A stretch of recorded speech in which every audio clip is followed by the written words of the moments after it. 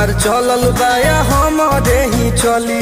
ढेर अइले गइले गुंडा माफिया कटने बाहुबली। केहू के बस के चीज नइखे। इहा राज हमार चलल बाया हमारे ही चली। ढेर अइले गइले गुंडा माफिया कटने बाहुबली। मार के गोली बंद कदम बोली हरदम ला सुता दे। माहौल जवन बदलियो के दुनिया से उठा दे। माहौल जवन बदलियो के दुनिया से उठा दे।